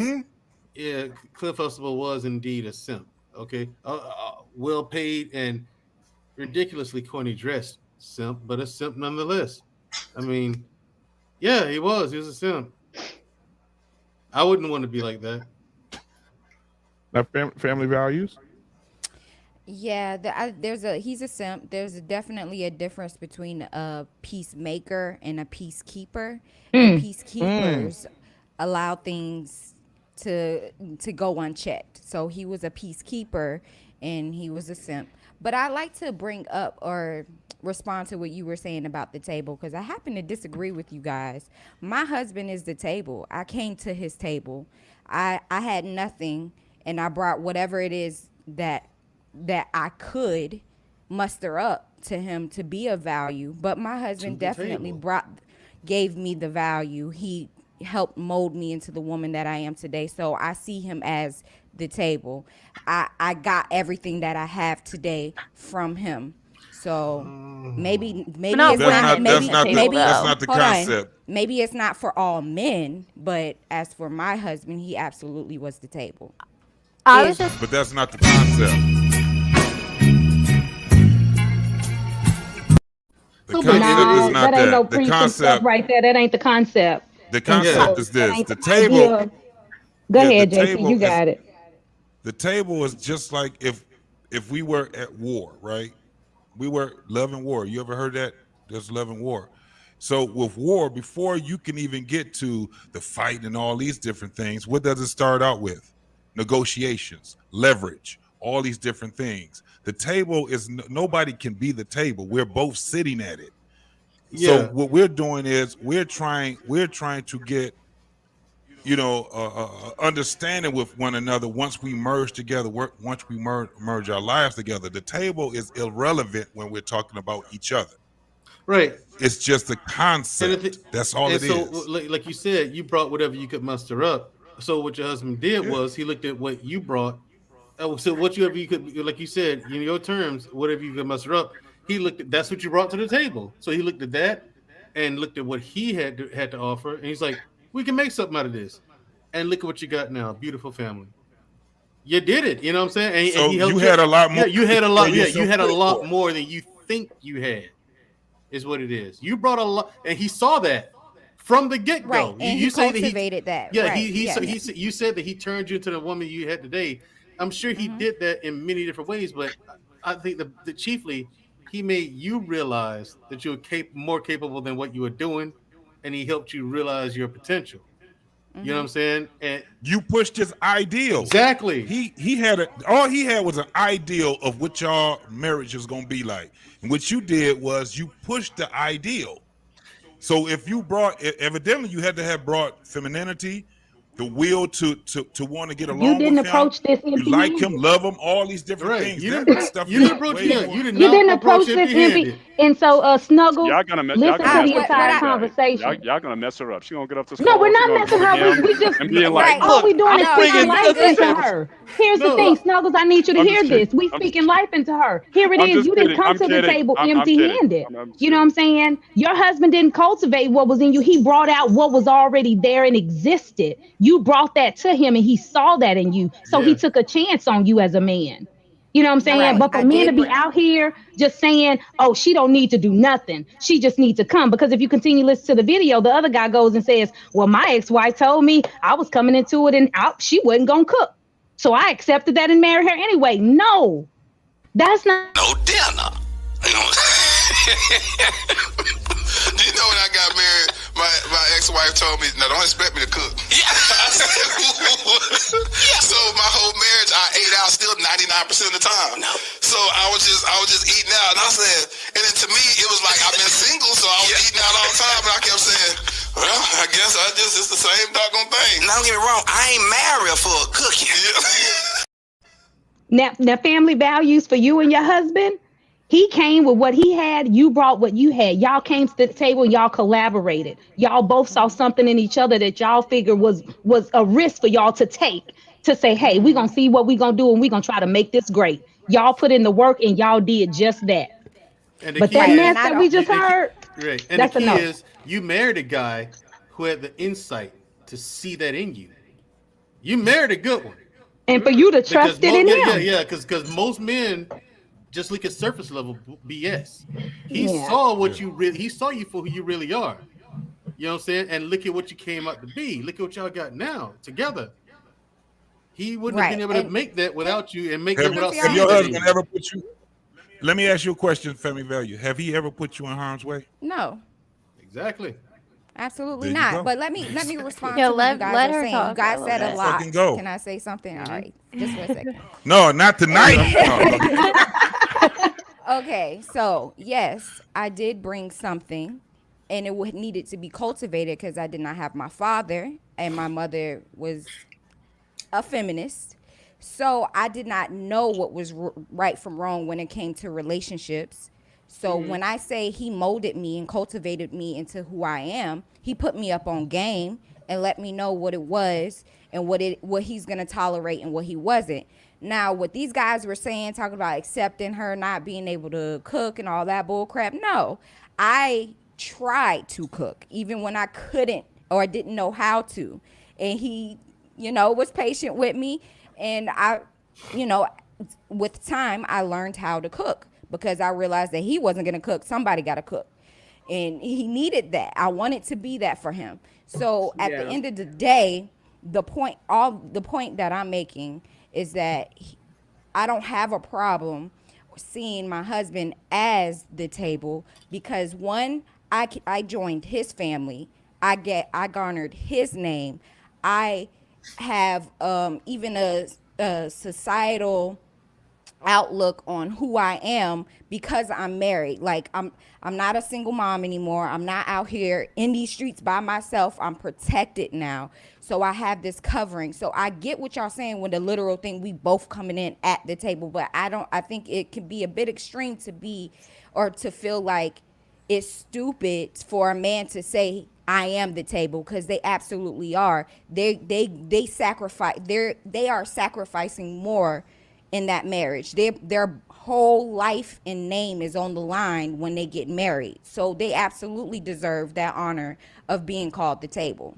What about when That's women say that? That's my issue, is when women say that. That you know? is beyond trash to me. But I mean, that's what I even was if you talking take about. just yeah. take the table. I hate that goddamn table. That's my whole thing is this. That damn table need to get the fuck out of there with his goddamn arrogant ass. The table is just the concept. Let's take the table out of it, right? Say we were just sitting in front of each other on a couch, right? So what it was with you got to remember. You got to actually look. You ain't bad to look at, and you already had it in you. He could not put anything in you that you didn't already have in you. All he did was shine it. Mm-hmm. That was what it was. And he's seen how much you shine on him. It was still the same way. At the end of the day, you ever heard the term, I enjoyed myself with you? When a person like who they are being with you, you're shining that light and you're shining that mirror on them. It's a reflection of him. He liked his reflection when he saw in you. So you had a lot more. It ain't no damn table there. It's just y'all. You made that man love who the fuck he was being with you. He probably already liked himself, but you even made it even better when he said, damn, I'm about to put my life on the line by protecting this woman. I'm going to make sure that she's provided for. I'm going to make this man idealistically. You came opportunistically. It's just what women do. There's nothing wrong with that. You saw that opportunity for you to have a provision for you. So that's cool. What he saw was the ideal that he had. I want a woman that has this, these, that. That's why he was telling you a lot of things about what he wanted a woman. And you was like, shit, I can do that. I can be that woman for you. I ain't got it in me right now, but I can do it. And only thing you did was you cultivated because you had the will to want to be with him. At the end of the day, you was like, well, shit, I want to be with him. He want to be with me. And at some point, if y'all didn't like each other, the shit be going downhill right now. You got to first like each other. I don't give a damn with any other thing to go. If you don't like that man, I don't care what all those wifely duties are, it won't matter. Right. That man has to be somebody that you at least enjoy being with, and you enjoy yourself being with him. It's a reflection. Right. I agree with most of everything you just said, except for the fact that he didn't do it. He didn't cultivate me. And I think that's been an issue a lot that I've been hearing in these spaces, that men don't want to cultivate and do that work for the women. I'm not saying that's you, JT, but mine did. He did do the work. He did sacrifice and have to be patient and have to deal with certain things over and over. That's regular stuff, though. Family values, right? And exactly. So respect to you too, family values. But you know I rock with you heavy. Well, it's not. You're gonna give your husband that credit. Hold up, regardless Mel. of what we say. Hold on, Mel. It's not exactly. It's not very common, because men a lot of days feel like these women should come made and ready already. And that's not the case, especially with most modern women. So it did take a lot of sweat, blood, and tears from his part. A lot of sacrifice that I will not take away from him and say that I cultivated that in myself. No, he did. I said that. That is the truth. I lived it. So yeah, I mean, I can't argue with that. Can't argue with that. That's what a man is. Right, that's what I your think a man is. Yeah, I can't argue. When God put Adam on this earth, he gave him a purpose in a garden to cultivate. This is y'all's purpose as men, to cultivate the things that are gonna sustain you and love you and be beneficial to you. So that is what my husband did. Yes, it took for me to be accepting of that, teachable, willing, accountable. Yes, I do give myself credit for that, but my husband cultivated me. But anyways, let's move on. The only thing I would say is, and again, I'm not disagreeing with what you're saying. Just don't underplay the power of your inspiration, because women like you inspire their men Very to be much better so. and to want to do. So don't neglect the power of your inspiration. It's the same thing. It's the same thing of the concept of a battery. The woman, she's the negative pole. The man is the positive pole. The negative pole, guess what it does? Grounds. It pulls the power. It gives the power to the man. The man distributes it all the way around. If it's, say, a battery in a car, that's the woman. She's the negative pole. She's the one that pulls the power. She hands it off to the man, which is the positive. He turns the lights on. He cuts the car on. He does all these different things. So when you say cultivate, it's kind of like being a farmer. But when what I'm saying is, no, because what we are is energy with each other. So what it is that your power, actually, you brought power to him, period. And that man knows how to distribute the power. This is why y'all got a family. This is why I get what you were saying. And I'm not really arguing your concept, but I'm just saying that when it comes down to it, we're just energy. At the end of the day, we're energy. That man saw something in you that he knew how to tap into it, and now look at you now. That's all I'm saying. We could come with a whole bunch of different concepts, but I'm just saying that the simple way to put it is that we're two balls of damn energy from two different poles, one from the north, one from the south. And that's what it is. Now I want to kick a shout out. And then we illuminate the and world. I want to kick a shout out to Family Values husband, man, because I know he's watching. What's up, my guy? Hey, man, I definitely want to kick a shout out, bro. Yeah, because even for him too, because most husbands, you want to give reverence to the husband, especially when they have the family dynamic, and he's okay with her coming on the panel, sharing her story, being who she is, sharing their story. So I want to say appreciation to her as well, and thank her for coming as well and sharing her story and her vision. And you know what? Just think about it. Just like people watch Claire and got something negative, people can watch you and get something positive, right? And because, we can be that light, just like Queen Smiley can be that light. Coach K can be that light, beautifully animated. We have women out here that can do that can definitely do the work. And so I just, I believe that. And then we got men out here, and which we'll talk about that later too, because we're not going to just sit and talk about the toxicity of the women, but there are some men out here that are in some toxic situations with women, and and they take on the mannerisms of toxicity from women, and they start to behave like women, and they start to be, and they're the most dangerous dudes on earth. Men on earth. Those are the most dangerous dudes on earth. Exactly. And so we're going to tackle that on Friday for Barbershop Friday. I know Mandrell won't be here. He'll be celebrating his birthday and some old other kind of roses. Birthday cake. Yeah, some cupcakes, some real sweet cupcakes. But anyway, so yeah, I just I said you're gonna be enjoying some really good sweet cupcakes on this weekend for your birthday. And so really enjoy yourself. But anyway, I just thank everybody for being here tonight, man, because this conversation needs to be had, man. I think a lot of people talked about Claire under their breath. And I think that now we brought it to the forefront of what Claire was. Claire was a bully. Yeah. She was a feminist.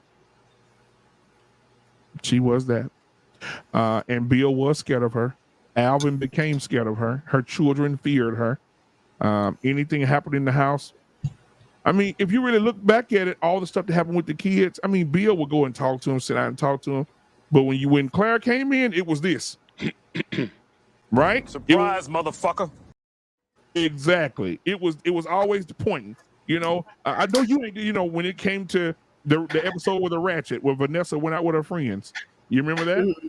And she said, you out with the ratchet, and I'm Cliff, like, you better get that girl before I kill her. Yeah. Yeah.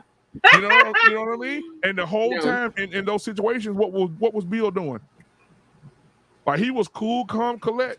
And that kid looked scared to death. Exactly. And Jenny said something in the chat earlier. She said that it's scary when a woman can do what she did to Albert and then go right back to being a normal person and say, would you like something some more? Now, would you like coffee? Oh, I can do that. Oh, no, I don't want to see it. Please don't do that. That's like Daenerys Targaryen. Remember, she was all sweet on Game of Thrones, but when she went off, she set them dragons afly and she burnt everything down. So you can, like I said, you can modulate that up and down. I would mess a whole date up when a woman do that. Let's not even go there with season 8 because that was bullshit. Yeah, that was complete trash. Dude. No, but then, yeah. Now I want to, but now, Mandrell, to your earlier point about the older lady, who, like you said, she never yelled at anything, but she was cold blooded. Real, yeah, she was cold blooded. And she's the one who killed Joffrey. Absolutely. No one. It's to this day, people who watch that show religiously, like y'all don't know, she's the one who killed Joffrey at the wedding, and she did it at his wedding, dude. You know what I'm saying? Like that's female power, and she's so feminine. And so brilliant, no one knows. But who did it first? Who did it first? The Lannisters took out the Stark family. Hold on. The Red Wedding. Hold on. We can talk about this backstage. No. I'm talking about the power of a woman, right? Oh, okay. I'm sorry. Okay. Yeah, we're talking about the power of a woman. Like Olenna, in her older age, her mature age, was still feminine. You know what I'm saying? Right. Women, you. That's why a lot of times guys don't see y'all coming, and y'all can be so crafty. He's so wrapped up in your film. He's so hypnotized by it. He doesn't see what you're doing. It's like the ultimate sleight of hand. Right. And women just rather come at us directly, instead of shutting the fuck up, calming down, and getting everything you want out of it.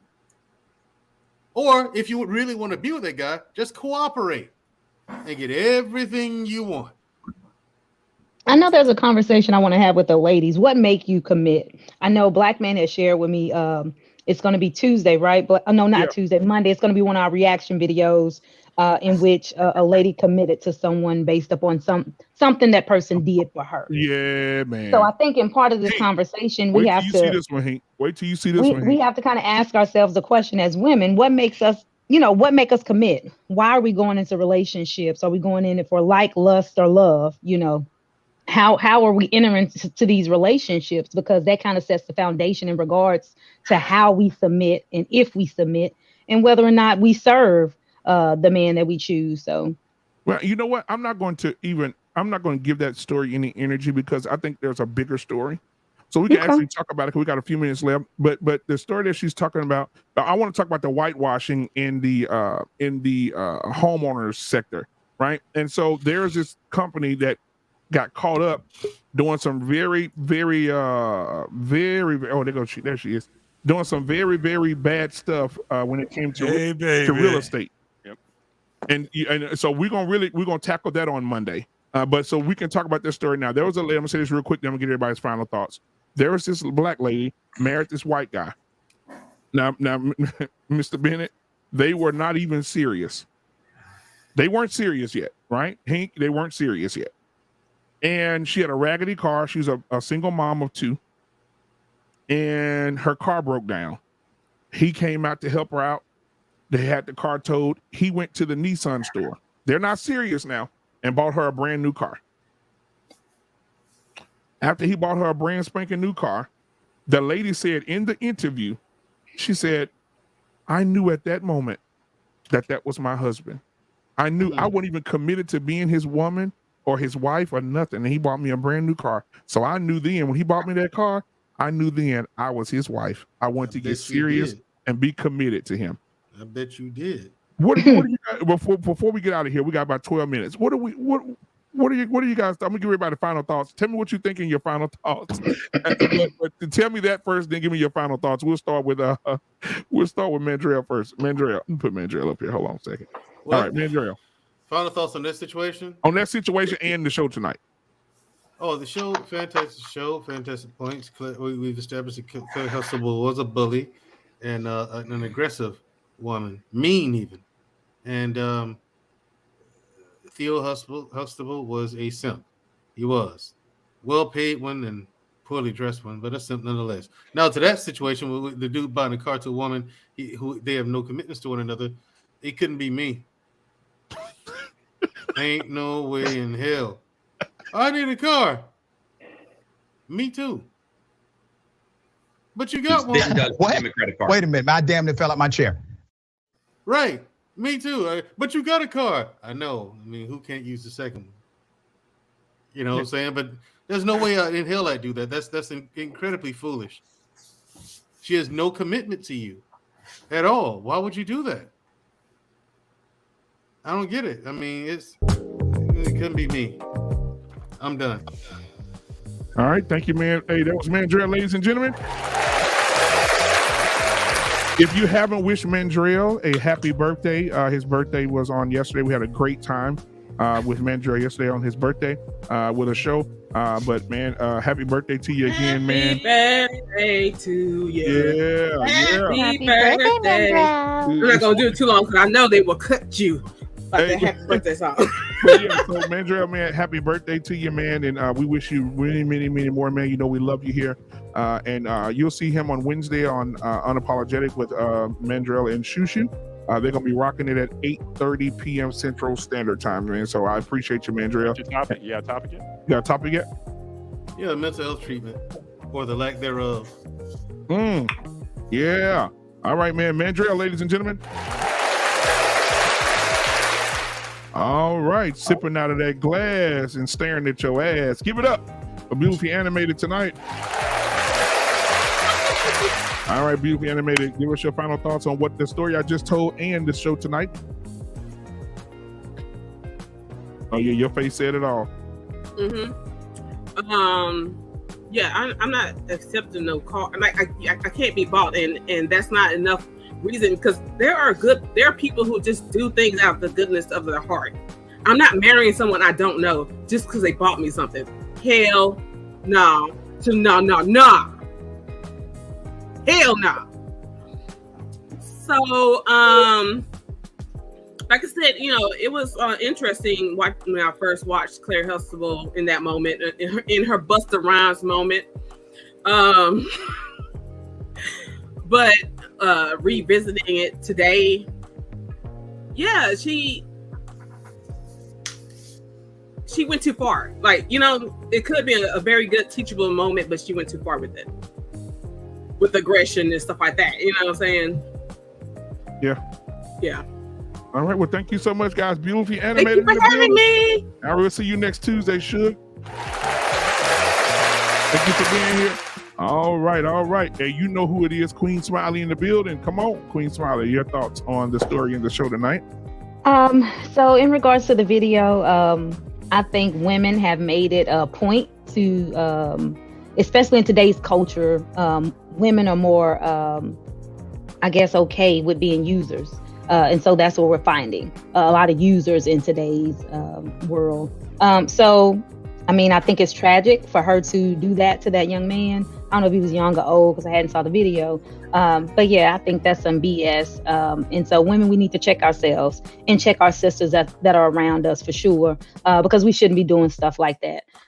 But in regards to tonight's show, dang, Claire, she was a feminist for sure.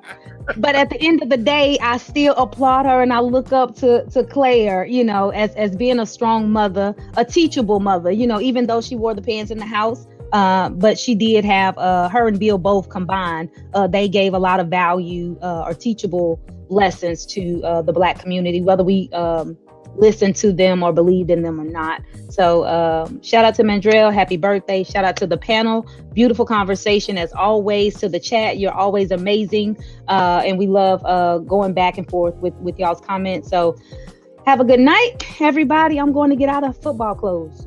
Hey guys, and she'll this young lady right here, Miss Smiley, Queen Smiley, will be hosting along with my girl down here, Coach K. They'll be hosting our all women's panel on next Tuesday, so it won't be any guys here. Lord, I'm praying for this. I don't know how this gonna happen. I don't know what's gonna happen. I'm just gonna look at Coach K. She over there. Look, she just we can't have a conversation without him, right, Coach K? I'm so nervous for this. I mean, I'm new to this whole thing, but it'll be good. Yeah, I'm ready for absolutely. the conversation. I'm looking forward to it. So, man, that'll be next Tuesday's first Tuesday of the month. It's always ladies' night. And I can't wait to see what you guys come up with, and especially a beautifully animated here. Jesus. Hey, listen, I'm gonna ask. Listen, I gotta ask my girl, Family Values. Please hold it down for your boy when you come in here. But thank you so much, Queen Smiley, for being a part of the family, man. I appreciate you. You know, I love you so much. And you have a good night. And go get out those football clothes. Big football supporter right here. All right. Y'all be good. All right, Family Values in the building. Family Values, give us your final thoughts on the story and you know what happened on the show tonight with Miss Huxtable. Okay, I can only give my thoughts on Huxtable because I don't know what story you're talking about. I think that's when I had dropped off. Okay. But as for this show, I think that clip was perfect and a big eye opener for all of us to see how easily persuaded society can be and how we can get indoctrinated. And if you really think about it, the devil comes in as an angel of light. Yes, there's a lot of good. There's gonna always be some truth mixed in those lies to help push the narrative. So I don't think that show helped our community, our society at all, because it pushed a narrative in little by little, just those little seeds getting planted, and it got watered through our school system and everything else.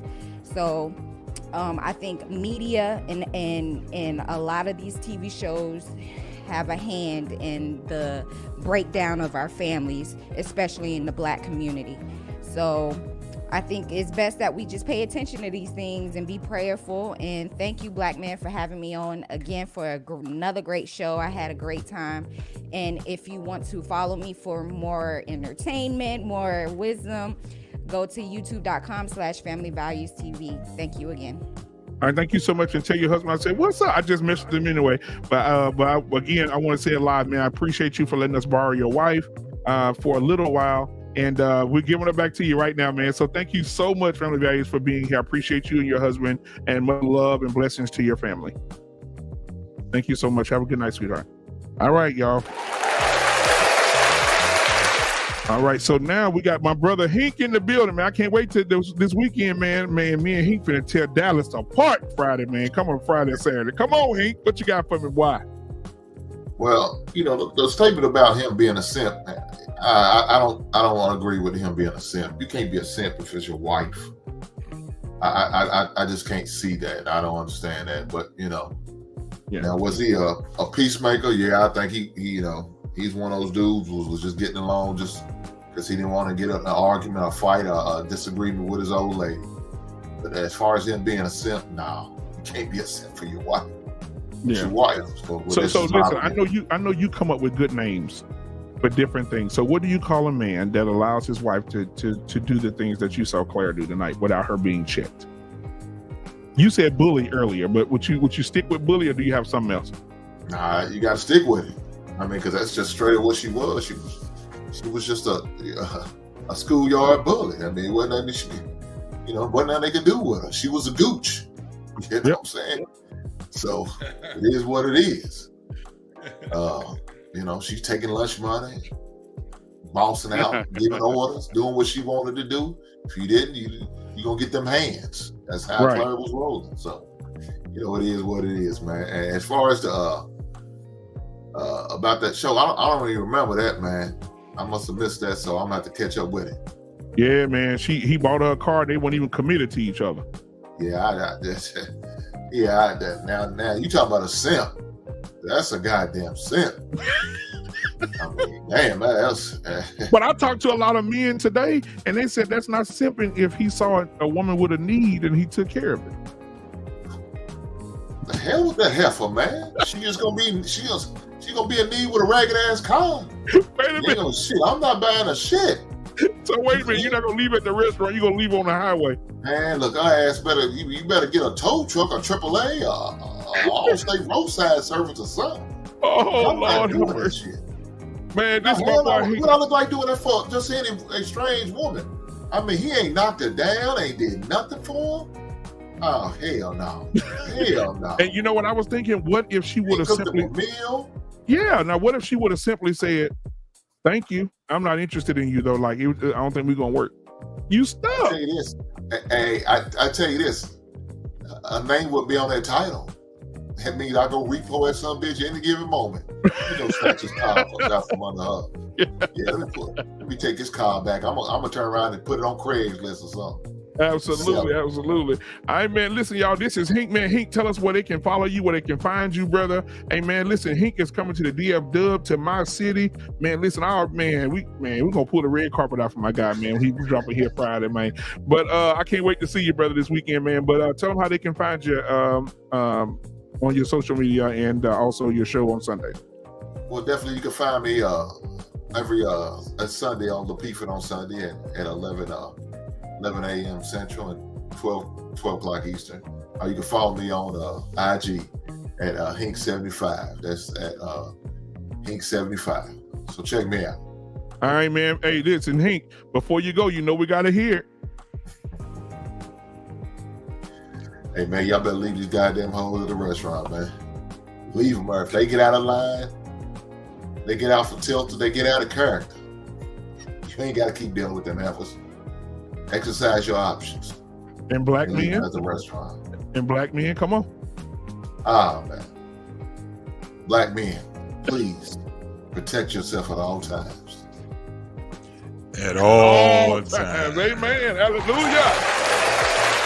Hey, man, this is Hink, man, my brother Hink, man. Thank you so much, Hink, for always coming through for you, boy, man. I appreciate you. Hey, did you see, look, I had you laid back in that intro, man. Did you see it? You need to go back and watch it if you didn't see the intro at the beginning. I got you the intro, boy. Oh, that shit's dope. All right, I'm gonna check you out then. I got you. All right, brother. Appreciate you, man. Always coming through for you, boy, man. Thank you. Yes, sir. Be easy, baby. All right, my boy JT. Man, what are your final thoughts, my brother? Y'all fucked up my damn childhood, man. That's all I had. The damn Huxtables. Damn, Clair. Damn it. You know, when you know better, you do better. Yeah.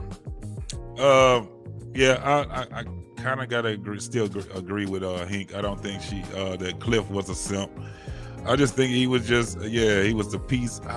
How did Family Value say he was a peacekeeper? Yeah, instead of a peacemaker. Yeah. Instead of a peacemaker, I still like the show, still love it. I understand the underlying messages that they had, you know, up under it. I mean, it's a TV show, so you know it is what it is. But as far as that shit with my man out here trying to be a sugar daddy, buying goddamn random women cars and shit, let me tell you something. We wouldn't even be having a conversation. She can tell me all damn day her car broke down. If you ain't my woman, I'll just be looking at you like, yeah, I mean, my car broke down too. Shit, that's just what it is. I'm not. And the only thing she gonna get from me is that's it. That's all she gonna get. I'm out of there. I'm not even gonna have a conversation with her. That's all it's gonna be. But you guys can find me on YouTube. What We Know podcast with your boy JT and my boy Rob. Saturday nights, 9:30. We out here talking about that same shit, man. And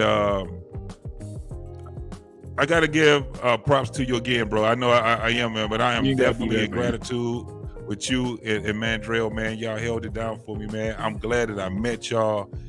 It's just a dope feeling right now, man. And my baby was just in here too. So again, we had celebrated her whole her birthday for the whole week of last week, man. And shit, it's just right now, life is just beautiful right now, bro. Man, I'm happy for you, it's bro. Just beautiful. I'm happy for you and your wife, man. Your wifey, bro. And I'm glad y'all had a great weekend, man. I enjoyed you giving me the keys to your show, man. And me and Mandrell, man, we came over with your co-host Rob, man. We rocked that thing out, man. We gave you some content. Y'all rocked the shit out of it. Let me tell you something, brother. I'm gonna tell you right now, in about 10-15 minutes, dog, you need to go look on YouTube. You gonna release all of it? I got you highlighted, boy. You went hard. I got a segment when you went hard. I said, nope, I gotta put this shit out here. I gotta get my man his shine, brother. Man. In about 10-15 minutes. I was doing it earlier. I got you. Man, I never give you 50, brother. I always give you 100, man. That's for damn sure. You my brother, man. You know I love you, man. Shout out to Rob, to What We Know podcast as well, man. Much love to both of you guys. Please go over and subscribe and like all of their content over at on What We Know podcast, man. All right, thank you so much, bro, for being here tonight every Tuesday, bro. And I hope that I did you justice in the intro as well, bro. I appreciate you, man. Most definitely, man. I love it, bro. Most definitely. Holla at your brother, JT. All right. Let's see who we got here. My boy, come on, man, Mr. Bennett. Mr. Bennett been rocking with me for a long time, man. I hope I did you justice as well, man. Yes, you did. I can't wait to show the video to my wife. Me looking so good on that screen there. You made me looking much better than I am in person. So when she sees that, I might get lucky. So shout out to you, brother. But in regards to the car thing, look, I hear stories about like Shaquille O'Neal. He'll do stuff like that. If he sees a family of me, he'll buy a car. Nothing wrong with that. But if you're buying it to get something for it, again, but I think that's says about a lot of our relationships. We're doing things to get things, rather than just doing things just because out of concern for somebody. So again, anytime you start a relationship like that, you're going to be on bad terms. And again, that's points to the discussion tonight about Claire. Again, her view of marriage as this give and take sort of thing. Again, you're just setting it wrong, because what happens if it gets to a point where your partner can't give you anymore? Then are you going to keep giving? So if you operate on a give and take basis or a quid pro quo, you're going to be setting yourself for failure in the long run. So that's what I mostly disagree with. But in regards to, I know I've seen some comments throughout the night from Anissa saying that, for a lot of us on the panel that we're against strong black women. We're not. And like I said, my criticism of Claire was very specific.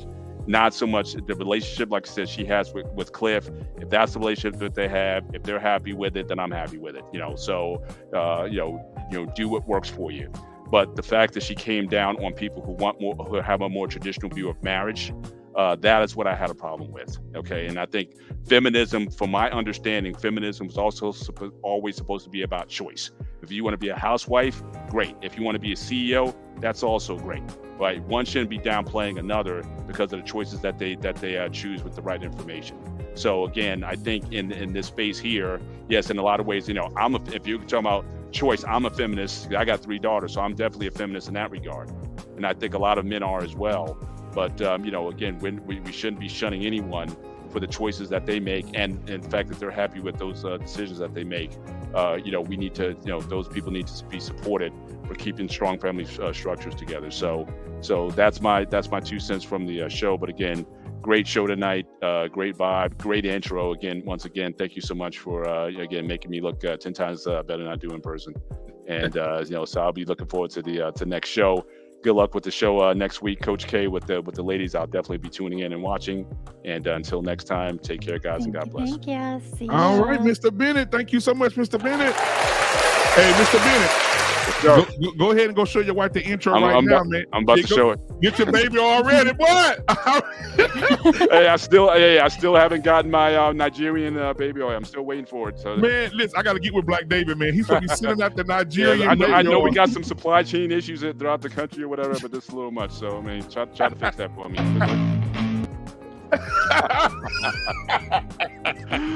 Good looking out, my brother. Peace. Oh man, that's too much. Coach K. Hey, we had another great show, Coach K. But listen, I am so grateful to have you. I am. Thank you. So, and you get a lot of laughs, and we have, I think we vibe very well together. And I love having you every Tuesday and being a part of this show. I hope I did you justice in the intro as well. I got you sitting up there, bossed out, Yes, thank you. Yeah, it was a great intro. I love it. Absolutely. And so the ladies show next week, you and Queen Smiley, I'm gonna just let y'all have y'all way. Y'all gonna have a great admin supporting y'all. I'm gonna be on the couch like, oh, what they gonna say? I don't know what you ladies gonna talk about. So we'll see. I'm looking forward to it. That's for sure. We're gonna see what's gonna happen. So you and Queen Smiley be reaching out to you, probably on IG or whatever, trying to to get a topic of what you guys gonna be talking about, and then we'll get you guys taken care of. But again, thank you so much. We had another great show.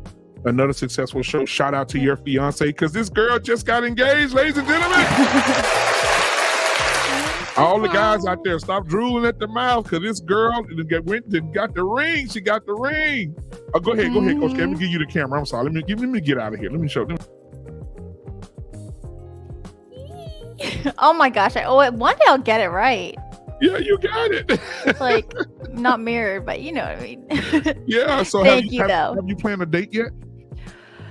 No, not yet. Lots of moving pieces right now, but we're getting there. We're figuring it out.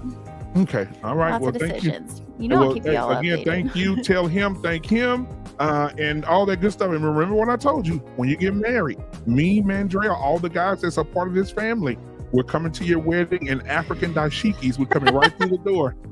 And we're gonna I'm come ready down the for aisle. it. We're coming down the aisle just like this in the middle of your wedding. It's gonna be a Let's party. do it. Let's do it. Y'all are hilarious. All right. Well, thank you so much, guys. This has been another episode of Talk That Talk Tuesday with my lovely co-host, Coach K, in the building tonight. Coach K, tell them how you can be reached and how you are helping people as well. Sure, you can reach me. Find my email at www.coachkr.com. I help teens and young adults, but really anyone with their mental health, how to reduce their stress and be confident so that they can do the dang thing, whatever that is. So get your mental health right. Absolutely. Get your mind right. Yeah, don't wait. Don't wait. Absolutely. And you know what, Coach K, when after the show, stay behind. I'm gonna tell you something. I got something I want to tell you. Okay. But anyway, I got an idea. Okay, I'm ready All for right, it. but guys, this is me and Coach K. This is my co-host, and I'm the host of Black Man Unfiltered Network's Talk That Talk Tuesday. Listen, tomorrow you have the sports show comes on at 7:00 p.m. Central Standard Time with Dante and Shawnee. They're going to be talking about all things sports, a lot of stuff that happened in the sports world. So go ahead and tune into that. And then right after 8:30 Central Standard Time will be Unapologetic with Mandrell and Shushu. We got the Dustosphere coming to the network as well. We got the women's show coming next Tuesday. We got a lot of stuff coming up on the Black Man Unfiltered Network to keep you guys entertained. So thank you so much for being here. And guess what? We out. Peace. Thanks, everybody.